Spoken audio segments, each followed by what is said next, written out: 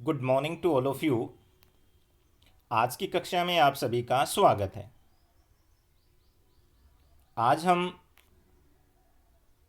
वास्तुकला के बारे में जानेंगे। अभी तक हमने बदलती हुई संस्कृतियों पाठ के अंतर्गत विश्वविद्यालय और मानवतावाद, कलाकार और यथार्थवाद के बारे में जाना। उसी कड़ी में हम आगे बढ़ते हुए रोम के अंदर 15वीं शताब्दी में वास्तुकला के क्षेत्र में जो बदलाव आया उसके बारे में हम जानेंगे। तो वास्तुकला का अर्थ क्या होता है? वास्तुकला का अर्थ होता है वस्तुओं को कलात्मक ढंग से प्रदर्शित करना या सजाना।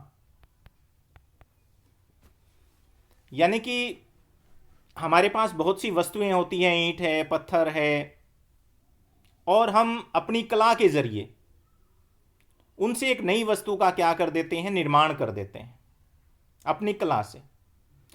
और उन बिखरी हुई जो वस्तुएं हैं उनसे जो आकृति निर्मित होती है वो एक भव्यता का नमूना हो सकती है यदि बनाने वाले की कला में, उसके प्रदर्शन में, उसके कौशल में एक चमत्कारी प्रदर्शन करने की क्षमता है। तो यहां हम ऐसे ही लोगों के बारे में जानेंगे जिन्होंने अपनी उस कला का प्रदर्शन किया और हमेशा के लिए इस विश्व में अमर हो गए। उनके मरने के बाद भी उनको आज याद किया जाता है। तो इस प्रकार की जो वस्तुओं का निर्माण किया जाता है, इमारतों का निर्माण किया जाता है, उसके बारे में अध्ययन हम यहाँ पर करेंगे। किसके अंतर्गत? वास्तुकला के अंतर्गत। जो 15वीं शताब्दी की जो स्थापना थी उसमें जो रोम है उसके जो नगर ध्वस्त हुए थे 11वीं से लेकर के 13वीं शताब्दी के बीच में, वो दोबारा जो है पुनर्जीवित हो गए।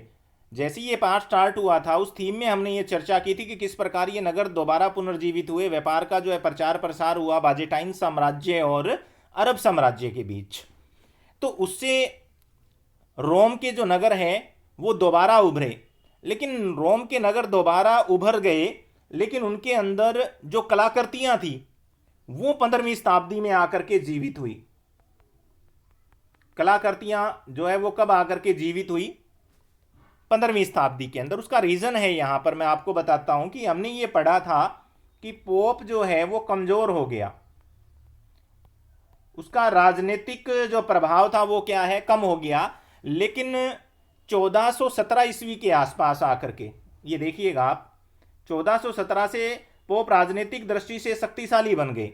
क्यों बन गए? क्योंकि 1378 में दो प्रतिस्पर्धी पोप के निर्वाचन से जो जन्मी दुर्लभता था उसका अंत हो गया और उन्होंने जो है रोम के इतिहास के अध्ययन को सक्रिय रूप से प्रोत्साहित किया। और उस प्रोत्साहन के अंदर सबसे पहला जो प्रोत्साहन जो था वो पुरातत्वविदों द्वारा रोम के अवशेषों का सावधानी से उत्खनन किया गया और इसने वास्तुकला की एक नई जो शैली है उसको प्रोत्साहित किया, जो वास्तव में रोम साम्राज्यकालीन शैली का पुनरुद्धार थी, जिसे अब किसके नाम से जाना गया? शास्त्रीय शैली। कई बार ये प्रश्न आ जाता है रोम की शास्त्रीय शैली के बारे में आप क्या जानते हैं, तो हम उसके अंदर इन सारों का जो है उल्लेख करेंगे। और इस शास्त्रीय शैली का जनक उसका पुनर्निर्माण करने में किसका हाथ था सबसे ज्यादा?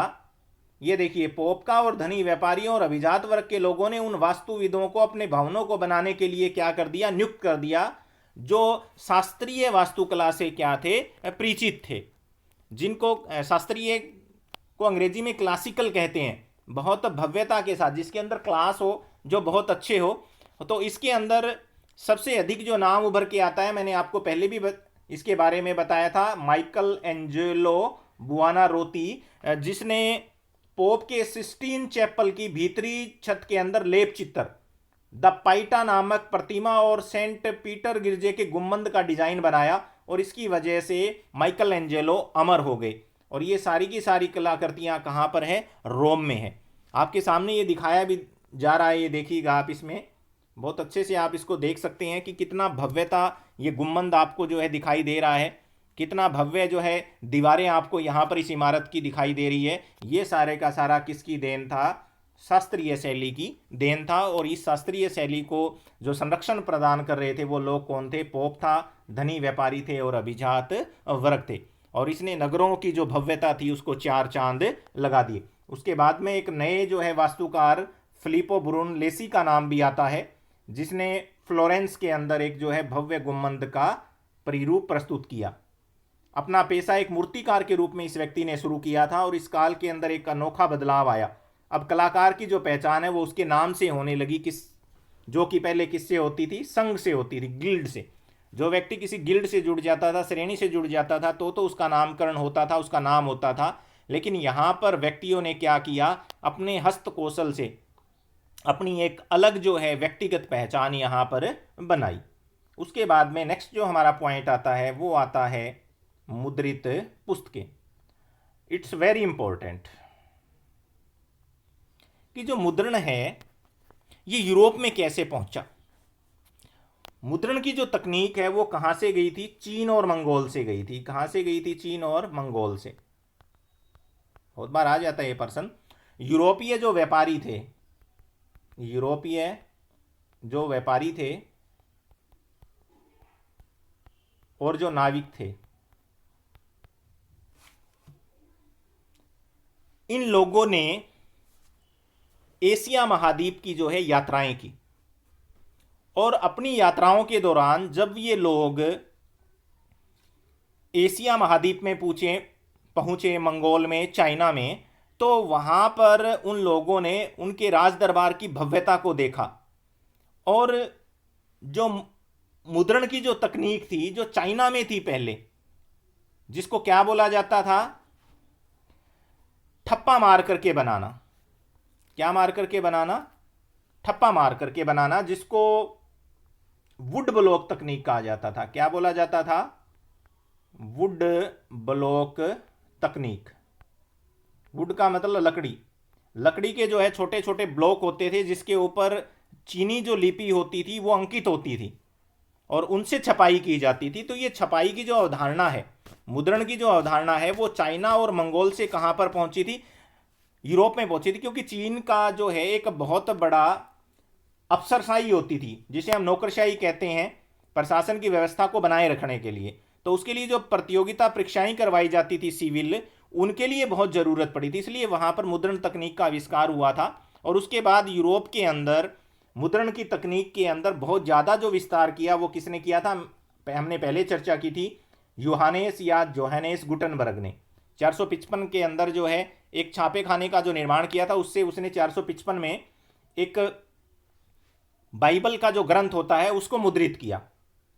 और उसकी जो है पहली प्रति छापने के बाद अगले 3 वर्षों में उसने बाइबल की 150 प्रतियां छापी। कितनी प्रतियां छापी थी? 150।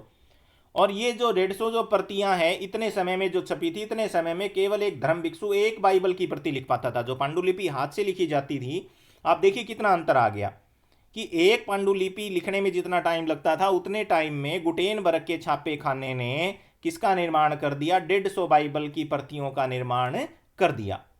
इसके अलावा मंगोल और चीन से 2-3 चीजें और भी गई थी। देखिए, आग्नेय शास्त्र जो अग्नि से चलने वाले थे, कंपास दिशा सूचक जो यंत्र था, और फलक, ये 3 चीजें भी जो है यूरोप के अंदर पहुंची।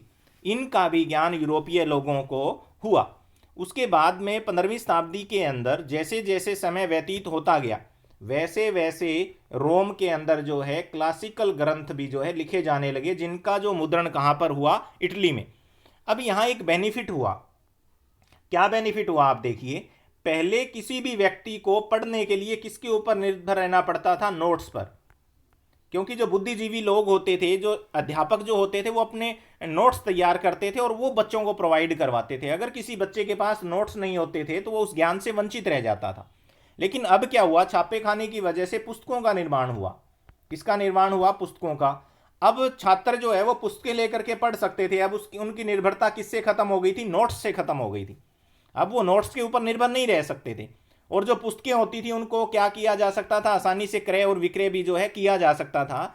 तो उससे क्या हुआ, पुस्तकों की मुद्रण तकनीक आने की वजह से जो विचार है वो तेजी से क्या हुए, प्रकाशित हुए, तेजी से क्या हुए, प्रचारित हुए, और नए विचारों को क्या मिला, इससे बढ़ावा मिला। और एक फायदा और था, जो पुस्तकें होती थी इनको व्यक्ति जो है एकांत में बैठ करके क्या हो सकता था, पढ़ सकता था, बाजार से इनको क्या कर सकता था, खरीद सकता था। इससे पढ़ने की आदत का विकास हुआ। ये सबसे बड़ा इफेक्ट था यूरोप में। सबसे बड़ा इफेक्ट हो रहा था रोम में, कि जो मुद्रित पुस्तकें हैं उसने किस प्रकार जो है रोम की संस्कृति को बदल दिया। जो विचार थे वो किस प्रकार बहुत तेजी से क्या हो रहे थे, फैल रहे थे। तो 15वीं शताब्दी के अंत तक जो मानवतावादी संस्कृति जो केवल इटली तक सीमित थी, उसने अपने आप को आल्पस पर्वत के क्या कर लिया, पार कर दिया। यूरोप के अंदर एक महत्वपूर्ण पर्वत है, कौन सा पर्वत है, आल्पस पर्वत है, उसके पार भी ये तेजी से पहुंचने लगा। और उसका रीजन सिर्फ और सिर्फ क्या था, मुद्रण। अगर ये इतना तेजी से वहां तक पहुंचा तो किसकी वजह से था, मुद्रण, और उसकी वजह से क्या बनी, पुस्तकें बनी। ये कारण थे। और इस कारण जो है एक बहुत बड़ा बौद्धिक जो आंदोलन है वो एक क्षेत्र तक अब सीमित नहीं रहा। उन बौद्धिक जो लोग थे, जो बुद्धिजीवी थे, उनके विचार अन्य क्षेत्रों में भी फैलने शुरू हो गए। ये तो था हमारा मुद्रित पुस्तकें। उसके बाद हमारे पास जो नेक्स्ट जो हमारा पॉइंट्स आता है वो है मनुष्य की एक नई संकल्पना। मनुष्य की एक नई संकल्पना का मतलब ये था कि इटली के जो लोग थे वो भौतिकवाद में विश्वास करते थे। किसमें विश्वास करते थे, भौतिकवाद में। भौतिकवाद का मतलब है वस्तुओं के प्रयोग। उन्होंने कहा था जितनी भी वस्तुएं हमें मिली हैं उनको जो हमें ज़्यादा से ज़्यादा उपयोग करना चाहिए। इस प्रकृति में जो भी वस्तुएं हमें मिली उनका हमें क्या करना चाहिए, उपभोग करना चाहिए। वस्तुओं की तरफ उनका जो है आकर्षण था। इसके अलावा वो शक्ति चाहते थे, गौरव चाहते थे। वो चाहते थे उनका नाम हो, उनके पास पावर हो, उनका समाज के अंदर जो है सम्मान हो। तो हम ये नहीं कह सकते कि इनकी तरफ आकर्षित होने के बाद मानव जो है वो क्या था, अधार्मिक था। जरूर मानव की जो संकल्पना है वो चेंज हो गई थी। यूरोप के अंदर लोग वस्तुओं की तरफ जो है लालायित थे, फिर भी हम ये नहीं कह सकते कि वो लोग अधार्मिक थे। और इस चीज के लिए एक व्यक्ति का नाम आएगा, यहां देखिए कि वेनिस के मानवतावादी फ्रेंचेस्को बर्बारो ने अपनी एक पुस्तिका थी, उसके अंदर संपत्ति के अधिग्रहण को एक विशेष गुण कहकर के उसकी क्या की, तरफदारी की। उसने कहा कि मानव को अपने जीवन में संपत्ति अर्जित करने की क्या करनी चाहिए, कोशिश करनी चाहिए। उसी से वो शक्ति को क्या कर सकता है, प्राप्त कर सकता है। संपत्ति बहुत बड़ी चीज है। इसी प्रकार जो है लोरेंज वल्ला, इसने भी जो है संपत्ति के संरक्षण का जो है प्रयास किया, और उसके लिए उसने एक पुस्तक लिखी थी, ऑन प्लेजर। ये देखिए नाम है यहां पर, जिसमें उसने कहा था कि भोगविलास के ऊपर जो ईसाई धर्म ने निषेधाज्ञा, जो प्रतिबंध लगाया था, जो चर्च था वो खुद तो भोगविलास की वस्तुओं में संलिप्त रहता था, लेकिन जो अन्य वर्ग था उसको प्रतिबंधित करता था कि अगर आप इन वस्तुओं का इस्तेमाल करोगे तो आपका चरित्र क्या हो जाएगा, दूषित हो जाएगा। लेकिन यहां पर लोरेंजा जो वल्ला है उसने कहा कि ये जो निषेधाज्ञा लागू की गई है उसको क्या किया जाए, समाप्त किया जाए। तो इस समय लोगों के अंदर जो अच्छे व्यवहार के प्रति भी दिलचस्पी थी। व्यक्ति को किस तरह से विनम्रता से बोलना चाहिए, कैसे कपड़े पहनने चाहिए, और एक सभ्य व्यक्ति को किसमें दक्षता हासिल करनी चाहिए, इन सारे की तरफ जो है व्यक्ति का रुझान था। मानवतावादी जो दृष्टिकोण था इस प्रकार जो है प्रचारित और क्या हो रहा था, प्रसारित हो रहा था। मानवतावाद का जो मतलब था वो था यहाँ पर कि किसी व्यक्ति विशेष सत्ता और दौलत की होड़ छोड़ करके अन्य कई माध्यमों से जीवन को रूप दे सकता था। और यह आदर्श इस विश्वास के साथ घनिष्ठ रूप से जुड़ा था कि मनुष्य का स्वभाव क्या है, बहुमुखी है, जो कि तीन भिन्न भिन्न वर्गों जिसमें सामंती समाज विश्वास करता है उसके क्या हो गया, विरुद्ध हो गया। उसने कह दिया कि अगर आप इन वस्तुओं का उपभोग कर सकते हैं तो हम भी इन वस्तुओं का उपभोग करेंगे। यहाँ एक बहुत महत्वपूर्ण जो है व्यक्ति का नाम यहाँ हमें पढ़ने को मिल रहा है, बिल्कुल ध्यान से देखेंगे आप, मैकियावेली। इसको राजनीति का शिशु कहा जाता है। क्या बोला जाता है, राजनीति का शिशु। कई बार ये प्रश्न पूछ लिया जाता है, जैसे कि हम राजनीति का जनक किसको बोलते हैं, अरस्तु को बोलते हैं। इतिहास का जनक हम किसको बोलते हैं, हेरोडोटस को बोलते हैं। इसी प्रकार राजनीति का शिशु किसको बोला जाता है, मैकियावेली का। और उसने एक बहुत प्रसिद्ध ग्रंथ लिखा था, यहाँ उसका नाम दिया गया द प्रिंस। इसके अंदर उसने राजा के गुणों के बारे में, कि एक राजा है, प्रिंस को कैसा होना चाहिए, एक मानव के अंदर कौन से गुण होने चाहिए, उसका स्वभाव कैसा होना चाहिए, उसकी सोच कैसी होनी चाहिए, इन सभी के बारे में उसने विस्तार पूर्वक जो है वर्णन किया था। और अगर कोई भी व्यक्ति राजनीति में अपने आप को अगर सफल करना चाहता है तो उसे मैकियावेली के विचारों को आत्मसात करना चाहिए। अगर कोई भी बच्चा आने वाले समय में राजनीति में अपना भविष्य अगर खोजना चाहता है तो उसे मैकियावेली के ग्रंथ द प्रिंस को बहुत अच्छे से क्या करना चाहिए, पढ़ना चाहिए। और आज की जो पॉलिटिक्स है वो सारी सेंट्रलाइज है मैकियावेली के द प्रिंस के ऊपर। उसके बाद में जो है नेक्स्ट हमारे पास जो पॉइंट आता है वो आता है महिलाओं की आकांक्षाएं। यह महिलाओं की आकांक्षाओं का मतलब था कि जो प्राचीन काल की जो रोमन महिलाएं थी और आधुनिक जो रोमन की जो महिलाएं थी उनको अपने अधिकार नहीं मिल रहे थे। वो अपने अधिकारों से क्या थी, वंचित थी। और गरीब परिवार ही नहीं है, जो साधन संपन्न जो परिवार थे उनकी महिलाएं भी कमजोर थी। और समाज के ऊपर या फिर घर के अंदर निर्णय करने के ऊपर किसका वर्चस्व था, आप ये देखिए, संपन्न परिवार के अंदर पुरुषों का प्रभुत्व था। घर के जो परिवार के जो मामले होते थे उनमें केवल वही निर्णय लेते थे। और शिक्षा किसको दी जाती थी, केवल लड़कों को दी जाती थी। लड़कियों को जो है शिक्षा ग्रहण करने का अधिकार नहीं था।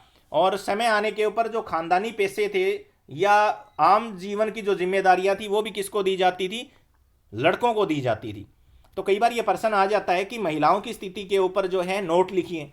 तो रोम के अंदर जो महिलाओं की स्थिति थी वो बहुत ज़्यादा इंपॉर्टेंट नहीं थी, लेकिन समय के बदलाव के साथ जो है महिलाओं ने संघर्ष करके कानूनी अधिकार जो है क्या कर लिए थे, प्राप्त कर लिए थे।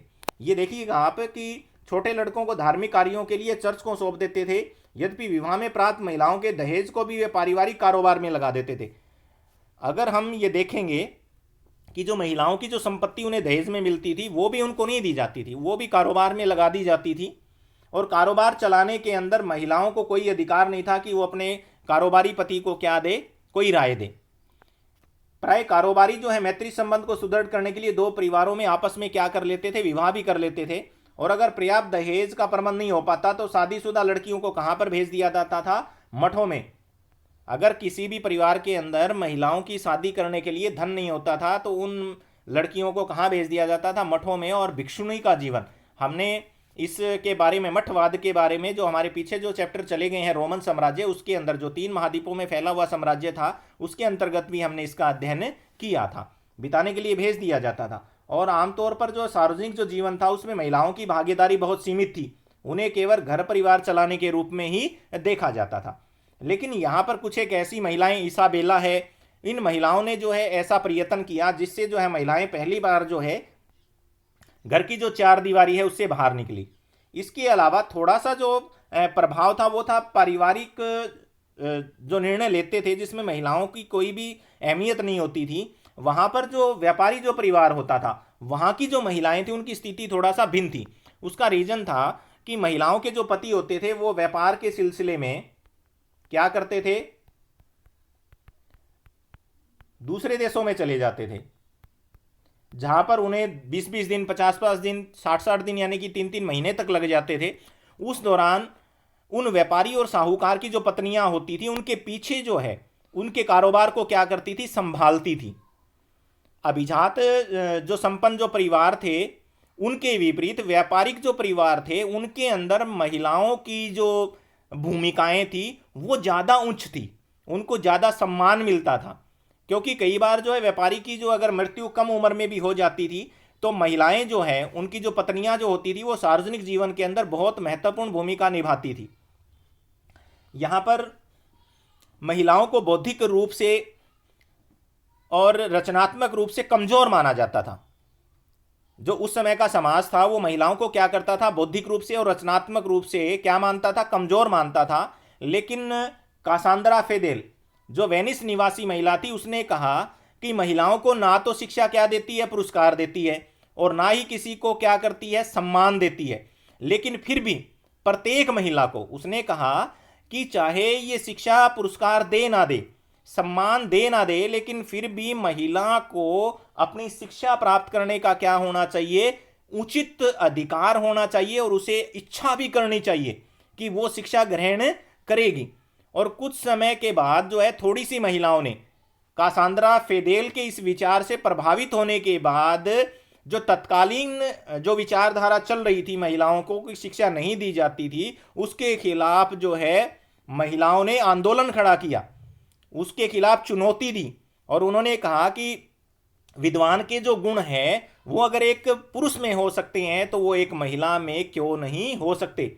इसी के अंदर जो है फेदेल का नाम जो है यूनानी और लातीनी भाषा के विद्वानों के रूप में क्या हुआ, विख्यात भी हुआ, और उसे अंततः पादुआ विश्वविद्यालय में भाषण देने के लिए भी आमंत्रित किया गया। ये महिलाओं की क्या थी, आकांक्षा को जीवित करने वाली महिला थी। उसके बाद में सेकंड जो महिला, ये फोटो आपको जो दिखाई दे रहा है यहाँ पर, इसाबेला दा इस्ते।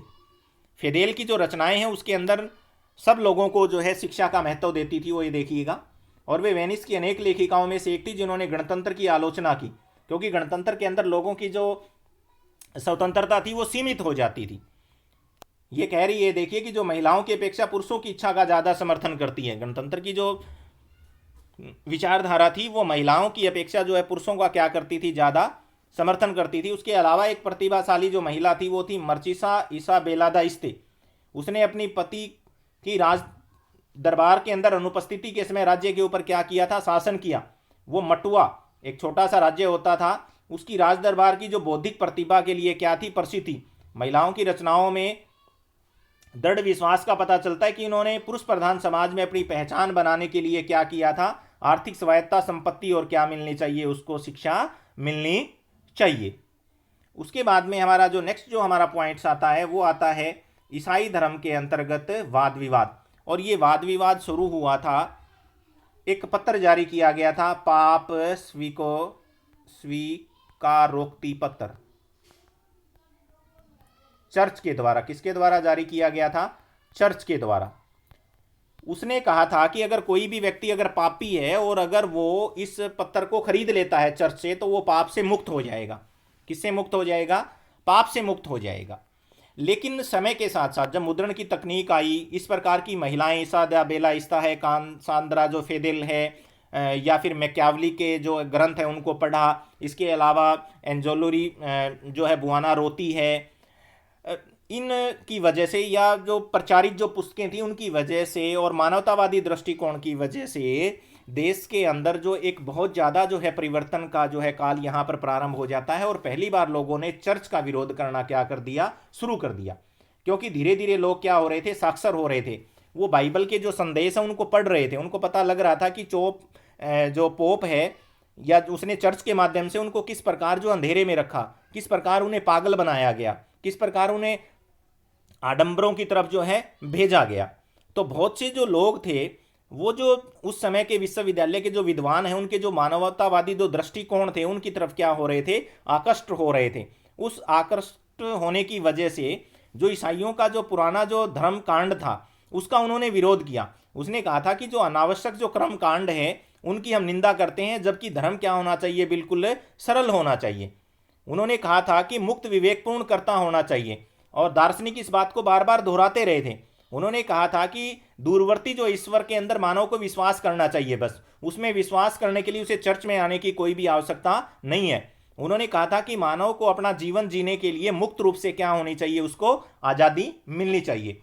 तो इसलिए जो ईसाई धर्म था उसके अंतर्गत क्या हो रहे थे, वाद विवाद हो रहे थे।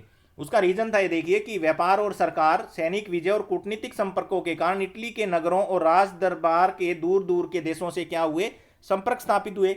नई जो संस्कृति थी वो शिक्षित और समृद्धशाली लोगों द्वारा प्रशंसा ही नहीं की गई, वरन उसको क्या किया गया, अपनाया भी गया। हम यहाँ देखेंगे 15वीं और 16वीं शताब्दी में उत्तरी यूरोप में विश्वविद्यालयों के अनेक विद्वान मानवतावादी विचारों की तरफ क्या हुए, आकृष्ट हुए। ये देखिए, इटली के विपरीत जहाँ पेशेवर विद्वान मानवतावादी आंदोलन पर हावी रहे, उत्तरी यूरोप में मानवतावाद ने ईसाई चर्च के अनेक सदस्यों को आकर्षित किया। उन्होंने ईसाइयों को अपने पुराने धर्म ग्रंथ के बताए तरीकों से धर्म का पालन करने का आह्वान किया।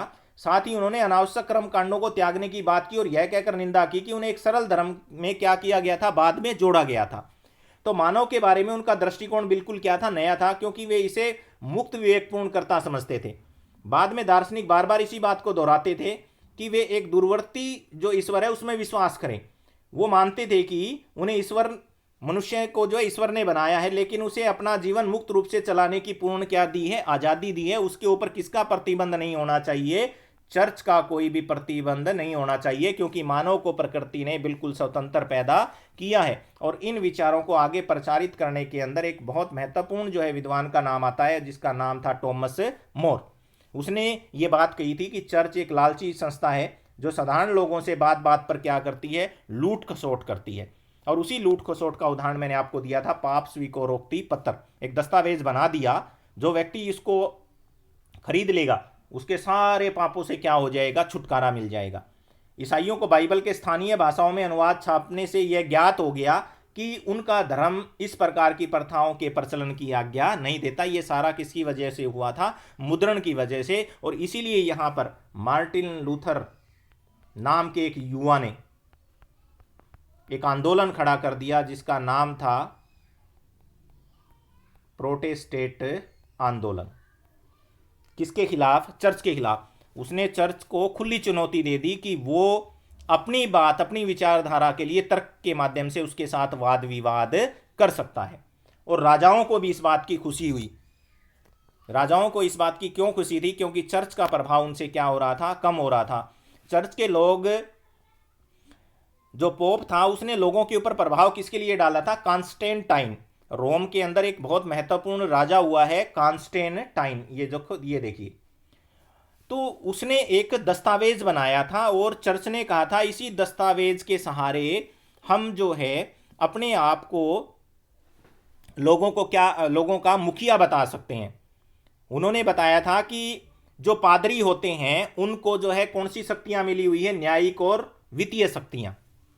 और वो शक्तियां किससे मिली हैं, कॉन्स्टेंटाइन के एक अनुवाद के दस्तावेज थे। लेकिन इन बुद्धिजीवियों ने उस दस्तावेज को जाली साबित कर दिया। ये देखिए कि कॉन्स्टेंटाइन का यह दस्तावेज असली नहीं है, बल्कि क्या है, जालसाजी से तैयार किया है।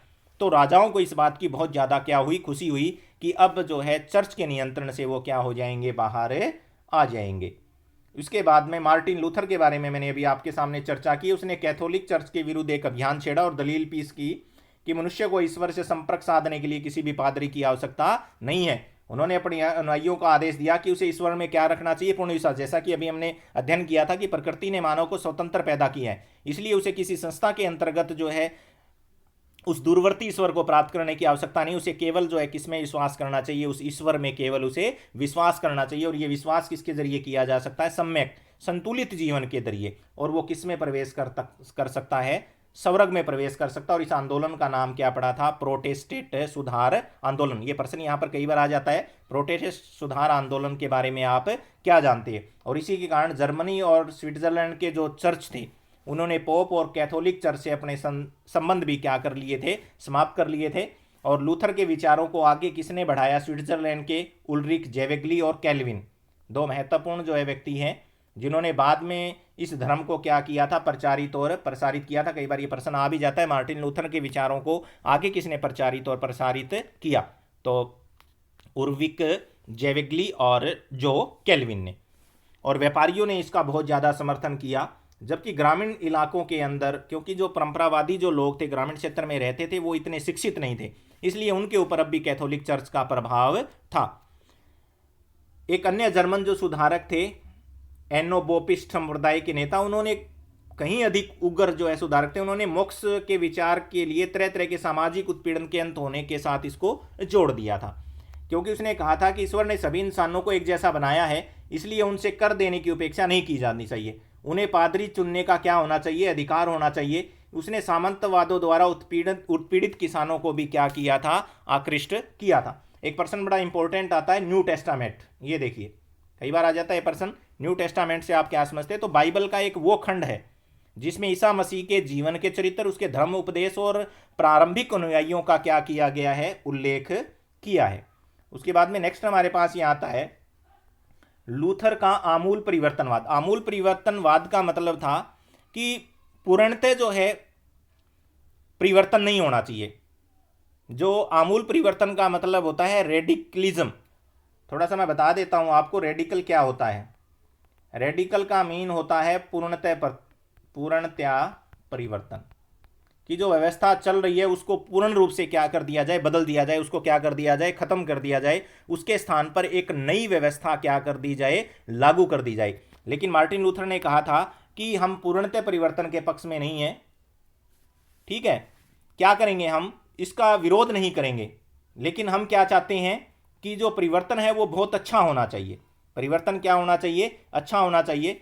और इसी कारण जो है जर्मन जो शासक थे उसने जो किसान विद्रोह कर रहे थे उसका क्या किया था, दमन किया था।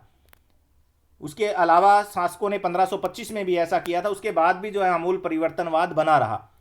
और आमूल जो परिवर्तनवाद है वो फ्रांस के अंदर प्रोटेस्टों के विरोध से मिल गए, जिन्होंने कैथोलिक जो है शासकों के अत्याचार के कारण यह दावा करना शुरू कर दिया था कि जनता को अत्याचारी शासक को अपदस्थ करने का अधिकार है। वे उनके स्थान पर अपने पसंद के व्यक्ति को क्या बना सकते हैं, राजा बना सकते हैं। और अंततः यूरोप के अनेक क्षेत्रों में, फ्रांस में भी कैथोलिक चर्च ने प्रोटेस्टेंट लोगों को अपनी पसंद के अनुसार उपासना करने की क्या देनी पड़ी, छूट देनी पड़ी। और इसी कारण जो है इंग्लैंड के शासकों ने पोप से अपने संबंध तोड़ लिए और राजा रानी जो है इंग्लैंड के चर्च के क्या बन गए थे, प्रमुख बन गए थे। इसी के साथ साथ है लोगों ने जो है इस धर्म के खिलाफ, जो कैथोलिक जो चर्च था, प्रोटेस्टेंट जो आंदोलन था, उससे अपना बचाव करने के लिए एक नया जो है प्रति सुधार धर्म आंदोलन चला दिया। क्या चला दिया? प्रति सुधार धर्म आंदोलन।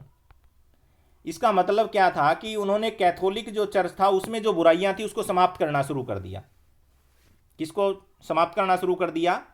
जो कैथोलिक चर्च के अंदर जो बुराइयां थी उनको समाप्त करना शुरू कर दिया। उसी को हम क्या बोलते हैं? प्रति सुधार। यानी कि प्रोटेस्टेंट आंदोलन से ईसाई धर्म को बचाने के लिए, कैथोलिक चर्च को बचाने के लिए उसके पैरेलल में एक सुधार आंदोलन शुरू किया, जिसको क्या बोला गया था? प्रति सुधार आंदोलन।